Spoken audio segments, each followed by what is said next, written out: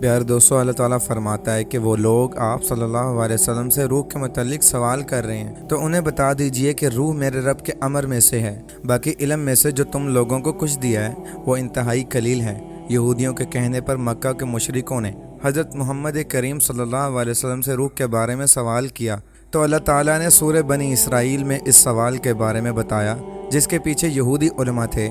اللہ تعالیٰ نے بات واضح کر دی کہ اللہ سبحانہ و تعالیٰ کے امر یعنی حکم میں سے ایک خاص شے ہے جس کا نام روح ہے، وہ انسان میں پھونک دی جاتی ہے تو انسان اپنی زندگی کا ثبوت فراہم کرتا ہے، اور جب اسی خصوصی شے سے محروم ہو جاتا ہے تو مردہ کہلاتا ہے۔ آج سے 7 صدیاں پہلے عالم اسلام کے مایہ ناز عالم دین، فقی اور ریسرچر حضرت علامہ محمد بن ابو بکر شمس الدین یعنی امام ابن قیم نے کتاب الروح کے عنوان سے کتاب لکھی تھی۔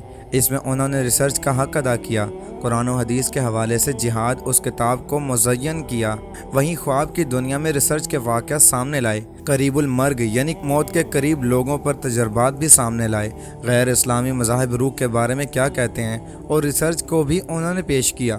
یوں یہ کتاب گزشتہ صدیوں میں اپنے موضوع پر ایک اتھارٹی سمجھی جاتی تھی۔ عالمی سطح پر اس موضوع پر دوسری کتاب ریمنڈ موڈی کی ہے۔ وہ امریکہ کے معروف فزیشین ڈاکٹر تھے، ریسرچر اور فلسفی بھی تھے۔ موت کے بعد زندگی کے عنوان سے انہوں نے انگریزی میں ایک کتاب لکھی۔ 1975 میں یہ کتاب شائع ہوئی، یہ بھی قریب المرگ لوگوں پر تجربات کے واقعات پر لکھی گئی۔ امام ابن القیم نے یہ بھی کہا کہ موت کا مطلب انسان کی روح کا اگلی زندگی میں منتقل ہونا ہے۔ ریمنڈ موڈی نے بھی اپنی کتاب میں یہی بات اپنے تجربات اور میڈیکل سائنس کی روشنی میں کہی۔ 20ویں صدی کے اختتام عشرے میں امریکہ میں اسی موضوع قریب المرگ تجربات پر تحقیق کا آغاز کیا گیا۔ ڈاکٹر سام پارنیاس کے سربراہ تھے۔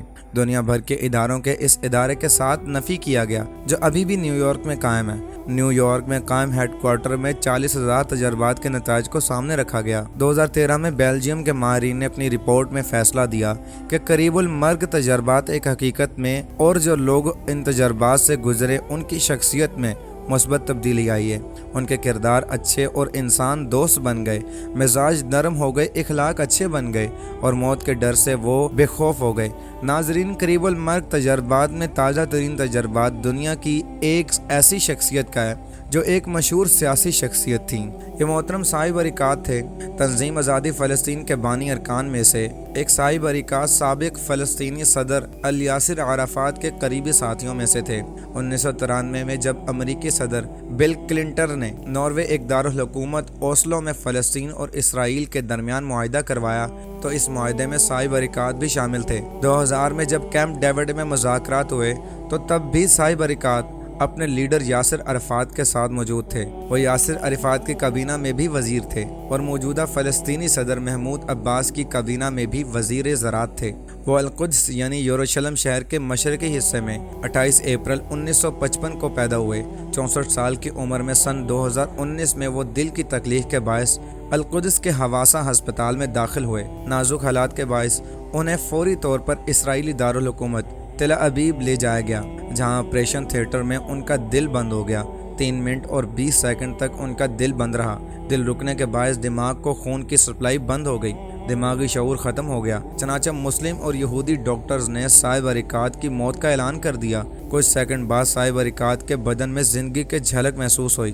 ڈاکٹر نے دوبارہ جدوجہد شروع کی اور دل نے دھڑکنا شروع کر دیا تو دماغی شعور نے بھی انگڑائیاں لینا شروع کر دیں۔ صاحب برکات کی تازہ دم زندگی نے سب کو حیران کر دیا۔ صاحب برکات تندرست ہو کر اپنے کاموں میں مصروف ہو گئے۔ اردن کے ایک معروف صحافی خلیفہ تونی نے صاحب برکات کا انٹرویو کیا اور پوچھا کہ تب آپ کو کیسا لگا تھا جب آپ کا دل 3 منٹ کے لیے بند ہو گیا تھا؟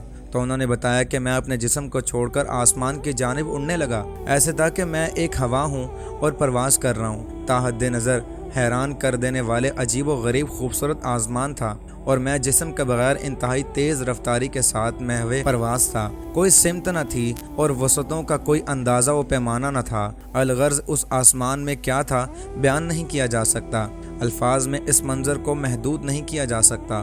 میں سمجھتا ہوں کہ اگلے جہان کا ایک منظر تھا جس میں اللہ کی قدرت کا نظارہ تھا۔ موت کے بعد کی زندگی پر بطور مسلمان ایمان تو تھا ہی، مگر اب تو آنکھوں دیکھا یقین بھی ہو گیا۔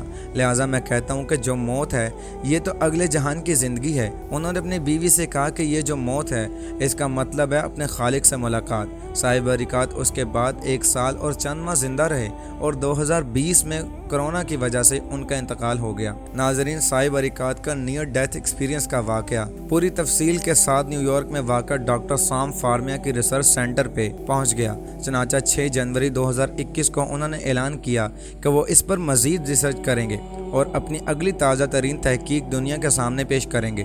دنیا بھر سے انہوں نے ایسے واقعات کا ڈیٹا اکٹھا کیا، EEG یعنی الیکٹرو انسیفلوگرافی مشین کے رزلٹ دیکھے اور پھر انہوں نے اعلان کیا۔ ناظرین، اس اعلان سے پہلے ان ماہرین کی زبانی ایک اہم حقیقت مد نظر رکھنا ضروری ہے، وہ یہ کہ جب دل کی دھڑکنیں بند ہونے لگتی ہیں تو دل سے نکلنے والی الیکٹرک لہریں یا شعاعیں متزلزل ہونا شروع ہو جاتی ہیں۔ اسے میڈیکل کی زبان میں کارڈک اریسٹ کہا جاتا ہے۔ اریسٹ یعنی گرفتاری، جیسے خفیہ ہاتھ نے دل سے نکلنے والی لہروں کو اپنی گرفت میں لے لیا، جس پر کیفیت یہ طاری ہو جاتی ہے کہ اس کے بچنے کا چانس صرف 10% رہ جاتا ہے، یعنی 100% میں سے کوئی 10 بندے ہی بچ پاتے ہیں۔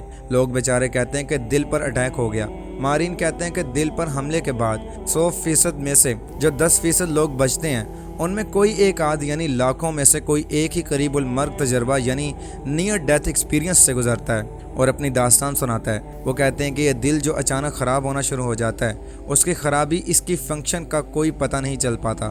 یہ حیران کن ہے۔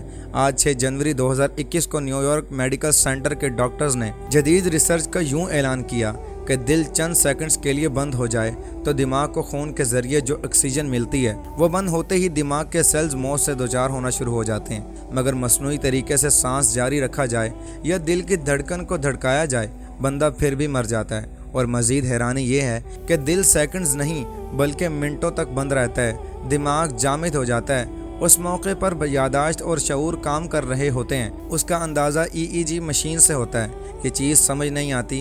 اس کا مطلب یہ ہوا کہ کیا شعور یعنی روح کوئی شے ہے جو اس مادی و وجود اور جسم سے الگ کوئی چیز ہے اور وہ مرتا نہیں؟ اسی طرح جو لوگ اس کیفیت سے واپس آتے ہیں وہ جو کچھ بھی بیان کرتے ہیں وہ آج بھی ایک مہمہ ہے۔ لوگوں کے شعور نے جسم سے الگ ہو کر یہ سب منظر بتائے کہ کون کون سے ڈاکٹرز ان کے دل وغیرہ کے ساتھ کیا کر رہے تھے۔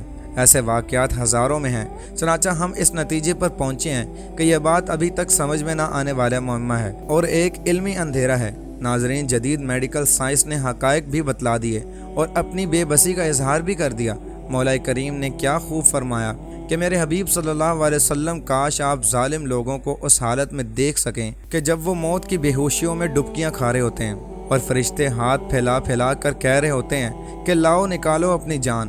آج تمہیں ان باتوں کی پاداش میں ذلت کا عذاب دیا جائے گا تو تم اللہ پر تہمت لگا کر ناحق بکا کرتے تھے اور اس کی آیات کے مقابلے میں سرکشی دکھایا کرتے تھے۔ اللہ تعالیٰ سے دعا ہے کہ اللہ تعالیٰ ہمیں دنیا و آخرت میں کامیابی فرمائے۔ ملتے ہیں کسی ایسی ہی انٹرسٹنگ ویڈیو کے ساتھ۔ اپنا بہت سارا خیال رکھیے گا۔ میں ہوں شہیر خان۔ السلام علیکم۔